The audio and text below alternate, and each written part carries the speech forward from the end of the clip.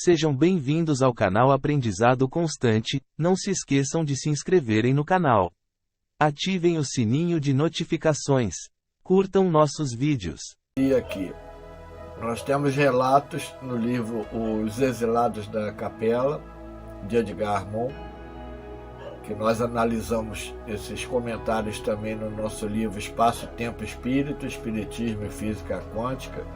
E ele informa o seguinte, que quando chegaram esses exilados aqui, que não foi só de Capela, de outros lugares também, que existiam seres muito primitivos habitando aqui a Terra. Emmanuel, no livro A Caminho da Luz, diz que a chegada dos capelinos deu origem às etnias branca e vermelha. Os habitantes originais que estavam aqui já na Terra eram da etnia negra e parda, segundo o relato de Emmanuel no livro A Caminho da Luz. E aproximadamente 450 mil anos atrás chegaram aqui os Anunnaki. E esses seres, o planeta deles passava por graves problemas ecológicos e precisava que fosse dispersado na atmosfera do planeta deles ouro monoatômico para conseguir restabelecer as condições naturais do planeta. E eles mineraram esse ouro monoatômico em Marte, na Lua, aqui na Terra e em outros planetas também. Só que a sociedade deles era muito evoluída e eles não estavam acostumados mais a trabalhos manuais. E isso foi uma coisa assim repentina que surge, que eles conseguiram encontrar essa solução e minerar os planetas. Então houve um tempo muito prolongado que eles mineraram ouro aqui na Terra e eles não estavam acostumados a esse trabalho. Então houve uma rebelião e os cientistas daquele planeta chegaram à conclusão que eles poderiam buscar um animal que tivesse um mínimo de inteligência aqui na Terra e, através de experimentos genéticos, melhorar as condições do animal mais inteligente que tivesse aqui para que ele atuasse como cooperador no serviço de mineração. Por cooperador, entenda-se escravo. Então, diversas experiências foram feitas, nós já abordamos isso em outros vídeos, mas temos também os relatos das pedras de Icá, onde são retratados seres que não têm a configuração terrestre, domesticando animais, realizando cirurgias e uma série de coisas há milhões de anos atrás. Uma época que o ser humano era pouca coisa mais do que um animal. Simplesmente tinha uma configuração um pouco diferente, nada mais do que isso. Então, a vida também se desenvolveu aqui na Terra, trazida por meteoritos que caíram nos oceanos.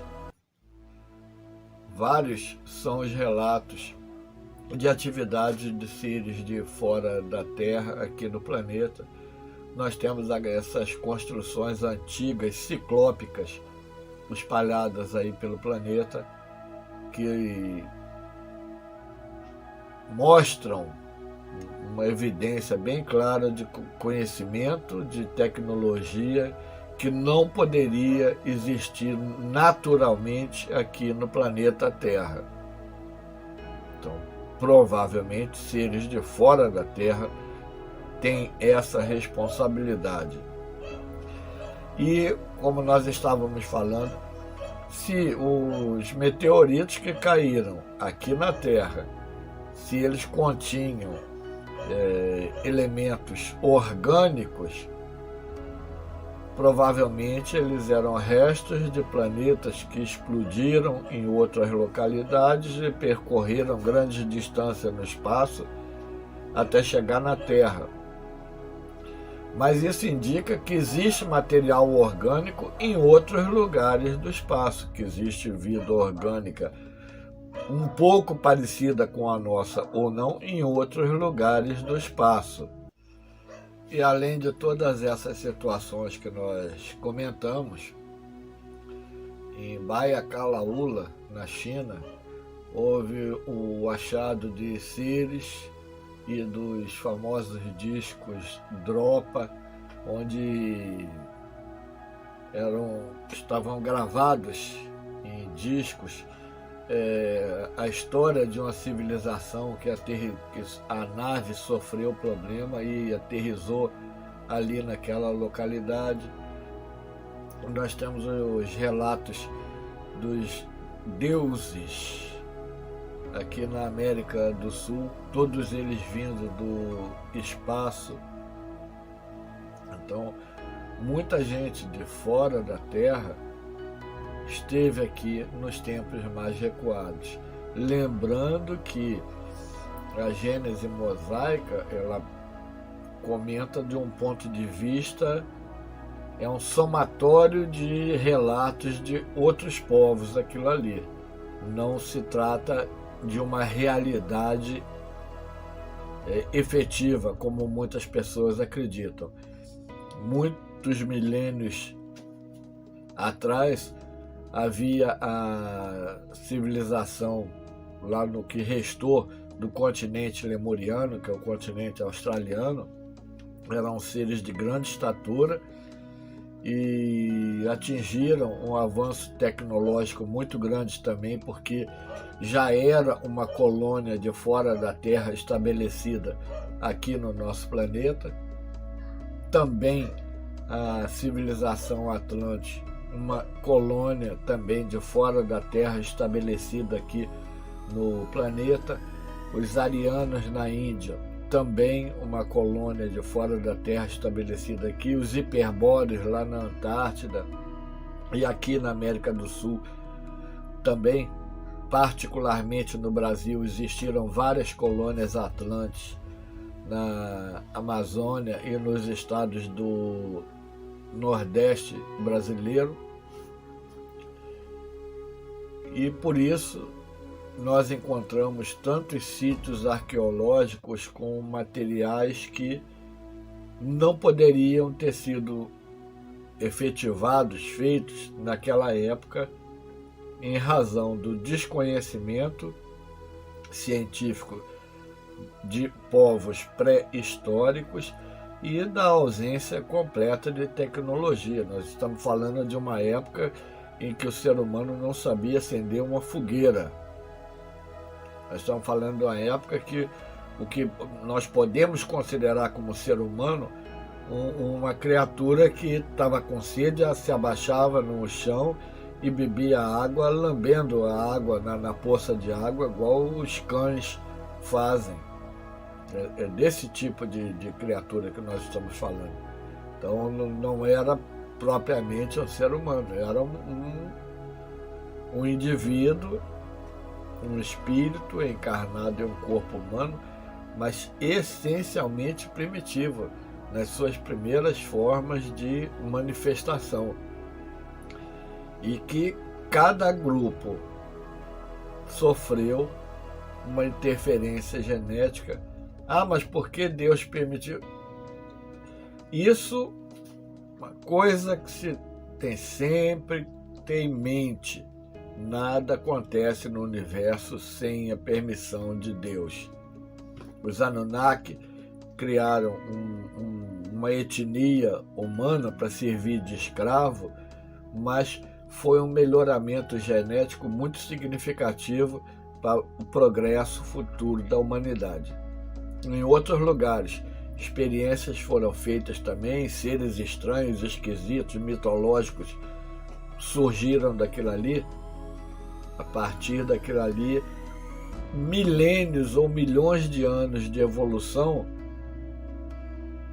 foram reduzidos para pouquíssimo tempo para aperfeiçoamento e melhoria da raça humana. Nós temos também os relatos lá dos faraós divinos, seres que também vieram de fora da Terra. E além disso existem aquelas relatos de Xambalá e outros lugares que no interior da Terra existem cidades metafísicas e físicas de seres também que originalmente não eram terrestres. São porque já estão há milênios aqui, se reproduzindo, vivendo aqui, mas cuja origem não é o planeta Terra, e sim outros lugares. E por que eles faziam túnel, isso e aquilo? Para não ter contato com quem estava sob a superfície, para não ser visível para quem estava na superfície, para não ser atacado e não ter que existir um confronto com os que viviam aqui na superfície, para viver a vida deles sossegado, fazer os experimentos, os estudos e tal, no interior lá de túneis e cavernas e não ser incomodado por ninguém. Por isso que foram ampliadas redes de túneis, foram criados novos túneis, ligando praticamente todos os continentes do planeta. E isso aí, vamos parar e pensar. Essa rede de túnel foi feita de um jeito que a movimentação das placas tectônicas não interfere com elas. Porque quantos terremotos, erupções vulcânicas, maremotos, isso e aquilo, que já aconteceram pelo planeta, e a rede de túnel está lá, ativa e sendo usada. Agora, sendo usada e ocupada por pessoas do bem. Nem todas no passado eram do bem. Então, antes dessa gênesis mosaica que retrata a história do ponto de vista lá de Moisés, depois dos estudos históricos que ele fez de documentos, principalmente mesopotâmicos, ela apresenta em linhas gerais, de uma forma poética, a história da civilização, colocando o povo judeu como supremo diante de todas as outras etnias existentes na Terra. E qual a consequência direta disso? Olha, nós vamos apresentar aqui algumas suposições. Não temos na mínima ilusão de ser dono da verdade. Mas essa diversidade de origem pode ter sido responsável pelas diferenças existentes nos tipos sanguíneos na Terra, pelas diferenças existentes entre um país onde as pessoas têm maior altura, outros onde tem menor altura, onde uns têm a pele mais clara, outros têm a pele mais escura. É lógico, é evidente que ali um ser original daquele tipo procriou e gerou outros compatíveis com a sua informação genética. E isso aí jamais poderia ter como ponto de partida um evento ocasional como essa história do Big Bang aí, que tudo teria surgido dali. E isso nós sabemos que é um estratagema materialista para tirar Deus do contexto da história, porque o acaso não pode dar origem a leis perfeitas, imutáveis, que ninguém consegue quebrar. O acaso, primeiro, que ele não existe, e segundo, que ele jamais teria essa condição de criar uma lei, uma coisa que partiu da não existência de lei, criar uma lei. Isso aí também, qualquer pessoa com mínimo de boa vontade, com mínimo de interesse científico verdadeiro de descobrir a origem das coisas, mesmo que a origem não esteja localizada na matéria, e sim em planos metafísicos, extrafísicos e tal, qualquer um vê. Qualquer um vê. É mais boa vontade do que qualquer outra coisa. Então nós temos essa diversidade na Terra, seres que vieram de fora, de diversas localidades, e se adaptaram à vida aqui, porque eles ficaram vivendo aqui, eles se adaptaram à vida aqui. Seres que executaram experimentos genéticos com os primeiros humanoides que existiam aqui na Terra, e seres provenientes de material biológico que caiu aqui no planeta através do choque de meteoritos com a superfície líquida dos oceanos terrestres. Então, o surgimento da vida aqui na Terra, seres de fora da Terra que vieram viver aqui, não são terrestres. Seres que foram resultado de experimentos genéticos, onde houve mistura de um código que não é da Terra com o código de fora da Terra. Não são 100% terrestres.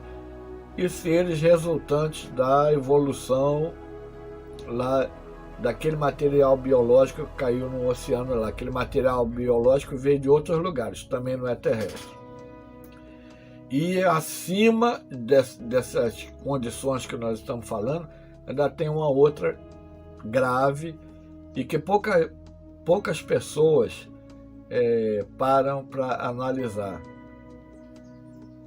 Darwin e Wallace simultaneamente estavam estudando questões que iriam, como consequência, produzir essa lei evolutiva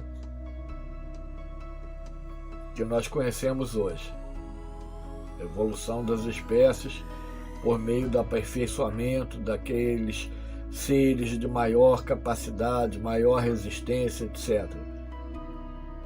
Darwin via nesse um processo mecânico funcionando ali.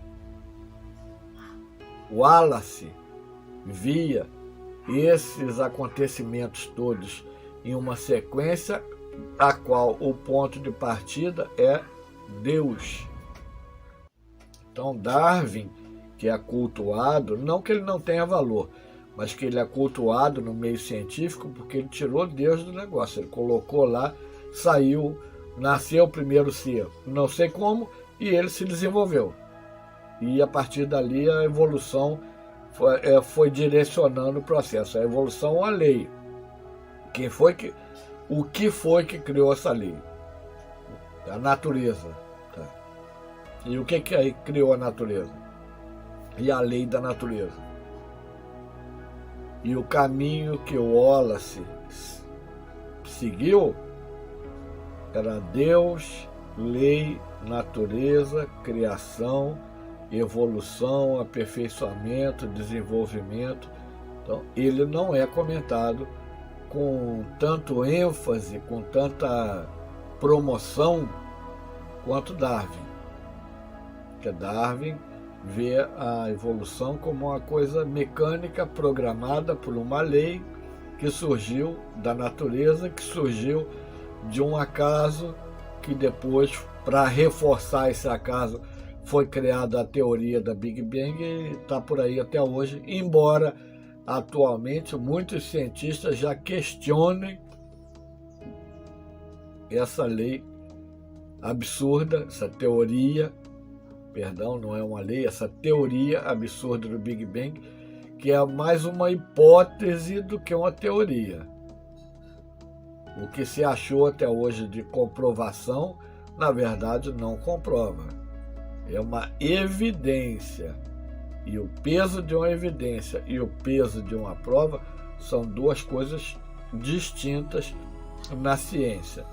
Mas quando se fala isso para um leigo, ele aceita como uma verdade cientificamente comprovada e inquestionável. Nada é inquestionável na ciência. Tudo pode e deve ser questionado na ciência. O papel do cientista é sempre procurar conhecer melhor a coisa, mesmo que para isso ele tenha que abandonar suas crenças pessoais, suas ideias preconcebidas, para enfrentar o novo que não bate com o que ele sabe. Se o novo acontece e existe, é lógico que obedece leis, e se até as leis que o cientista conhece não se casam uma com a outra, tem que buscar qual é a lei nova que direciona aquilo. E esse é o papel correto do trabalho de um homem e de uma mulher de ciência. Então, os seres autóctones, seres naturais da Terra, não são exatamente naturais, porque são resultados de ação de seres de fora ou de processos orgânicos de material que veio de fora do planeta e caiu no nosso planeta e que gerou um desenvolvimento daquele material, mudanças naquele material para que ele produzisse formas de vida cada vez mais avançadas. E tudo isso acontece com a autorização de lei de Deus, usando as leis que ele criou, mesmo que os seres que tenham realizado todo esse processo ignorem a existência de Deus, não acreditem na existência de Deus, Deus não deixa de existir, de atuar por isso, e permite que isso aconteça para que se reduza em milênios ou milhões de anos o processo evolutivo de uma raça que é destinada à perfeição, que é a raça humana. Então, nós já vemos que desde lá, do início, nós sofremos interferências de seres de fora da Terra. Dois aspectos. Alguns provocaram essa interferência para beneficiar a vida aqui na Terra, alguns provocaram essa interferência para produzir escravos que trabalhassem para eles. E esse processo de escravidão oculta, que já está muito enraizada na mente das pessoas, que as pessoas nem se apercebem mais disso, continua até hoje, é o processo que nós estamos vivendo já desde algum tempo e que já está sendo superado, porque o nosso mundo já passa de mundo de provas e expiações para um planeta de regeneração, onde não cabe mais esse tipo de situação. Então, aqueles agentes provocadores que estão criando esses problemas todos, eles vão desencarnar e não retornam para a Terra. E aqui na Terra, conforme Jesus disse, os mansos herdarão a Terra. Os mansos são aqueles que seguem os conceitos de uma vida em harmonia, conforme é a vontade de Deus, conforme Jesus veio aqui na Terra nos ensinar. Meus amigos e minhas amigas, se você gostou desse nosso vídeo, não esqueça de dar o seu like, de comentar se gostou, compartilhe com seus amigos para que mais pessoas tenham acesso a essa informação e o YouTube veja esse material nosso como relevante. Se inscreva no nosso canal, porque o YouTube está retirando um monte de inscrições, mesmo nosso canal sendo pequeno. E ativem o sininho de notificações. Todos os dias, às 20h15, um vídeo novo é disponibilizado. Segunda, quarta e sexta é sobre transição planetária e ou geopolítica. terça, quinta, sábado e domingo. É um vídeo bem curtinho de 2 minutos sobre um de nossos livros. Que nós temos mais de 180 livros publicados, a maioria na Amazon, todos em formato impresso e digital. E vocês podem encontrar todos eles no nosso blog e no nosso site, que estão aqui na descrição. E se vocês quiserem fazer parte do nosso grupo no Telegram, canal Ano Luz lá no Telegram, também está aqui na descrição. Muito obrigado pela atenção de vocês. Fiquem com Deus.